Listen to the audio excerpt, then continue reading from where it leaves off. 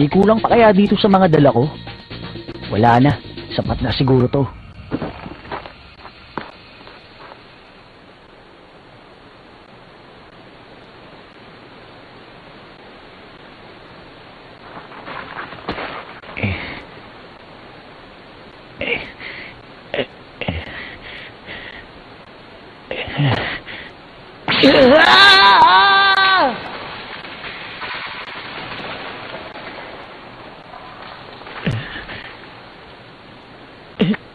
Kaya ko to.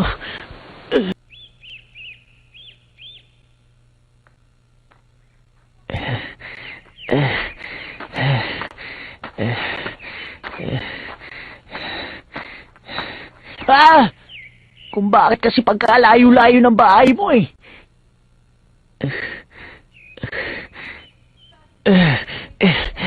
Sa wakas.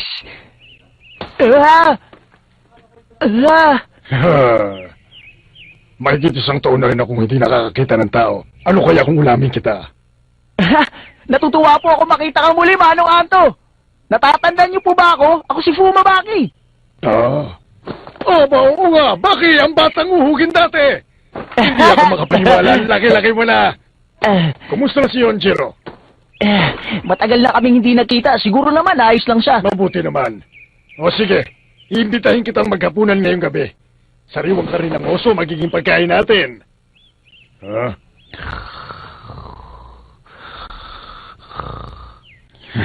Kawawang bata. Pagod na talaga siya.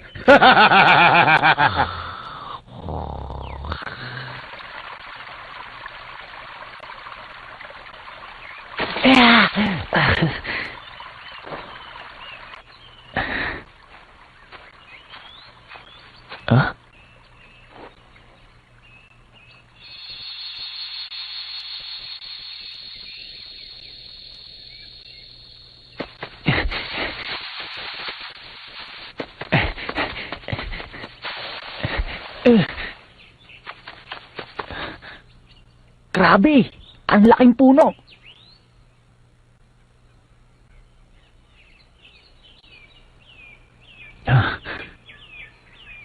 May shortcut akong alam para makarating dito kaagad. Kumusta nang lagay mo? Mabuti.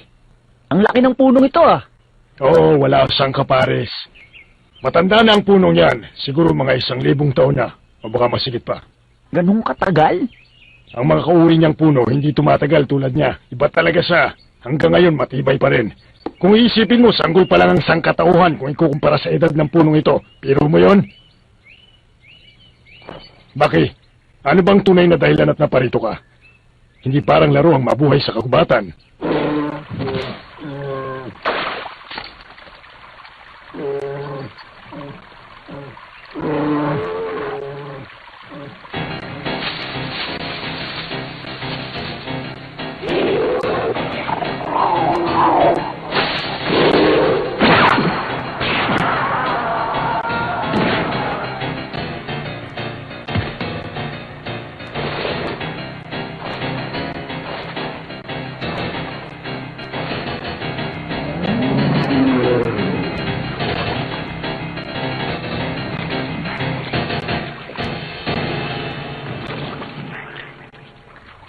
Kain na. Ito mo ang karni ng osong sinasabi mo hilaw pa ito Oo, ganito kami ni Yonjiro kahit noon. Hilaw namin kinakain ng mga napapatay namin. Mabuti para sa katawan ng hilaw na karne. Talagang mapupunta sa iyo ang sustansya. Kaya pala ang laki-laki na ng katawan mo, Manong Anto. Iba talagang buhay dito sa gubat.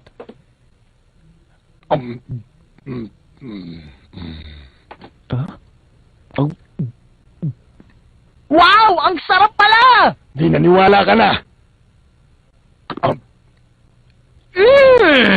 Ito nga palang lasa ng biskwit.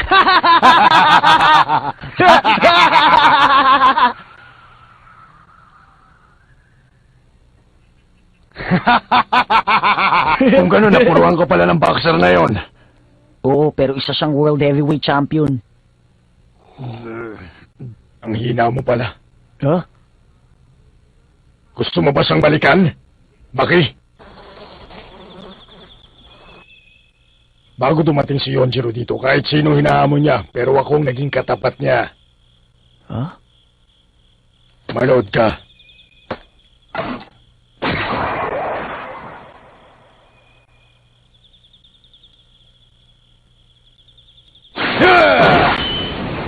Ah! Ito ang tandaan mo. Kailangan kumain ka ng kumain para lumaki ka. Ah! Ako ang tutulong sa'yo. Tuturuan kita ng 1 buwan. Gagawin natin sa katawan mo ang lahat ng pagsasanay na ginawa ko para maging katulad mo ako. Ah! Salamat po. Pero meron pa po sana akong hihilingin sa inyo, Manong Anto. Ano yun? Baki?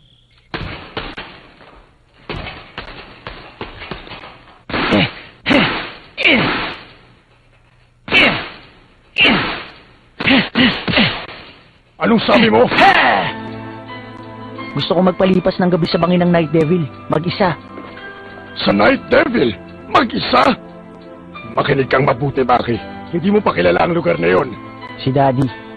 Naikwento na niya.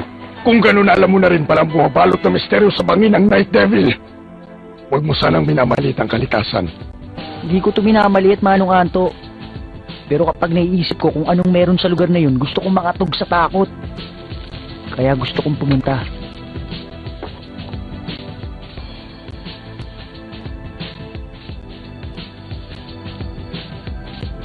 Handa ako sa panganib.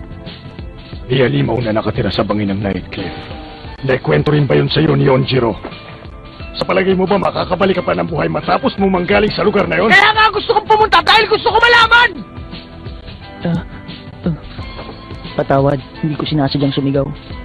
Manang-mana ka talaga sa daddy mo. Nakikita ko tuloy sa iyo ang ugali niya noon.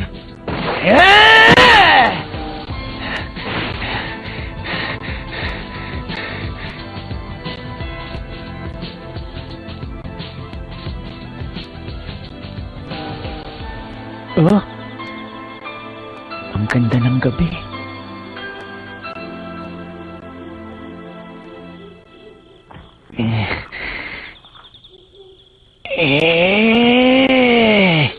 Bakit?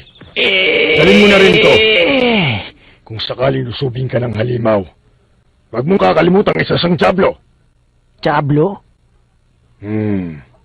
Diablo. Night Devil ay ibang tawag sa kanya. 2 metro ang taas nito at sinasabing 150 taon na siya. Siya ang tinuturing ng lahat na salot ng mapayapang gubat na ito. Salot? Ayon sa alamat, maraming Night Devil apes na nakatira dito. Natatandaan ko pa nang mapatay ni Yonjiro ang isa sa kanila. Nahirapan siya ng husto. Hindi sa minamaliit kita pero wala ka pa sa kalingkingan ng daddy mo. Manong Anto, salamat sa pag-aalala. Pero hindi ko to kailangan. Nababaliw ka na ba? Siyang tipo ng kalaban na gusto ko makasagupa ang Diablong halimaw na yun. Bakit? Kung napatay ni Daddy ang ganong klaseng halimaw dati, yun din ang gagawin ko!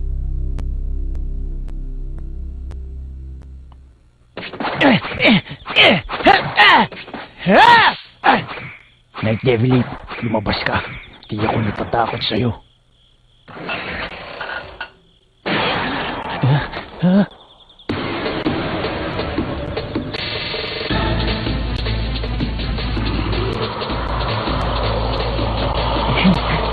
Ano ba yun?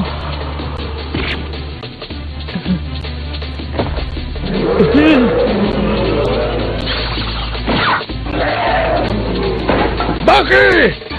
Manong Anto! Matigas palang palat mong halimaw ka, ha? Manong Anto!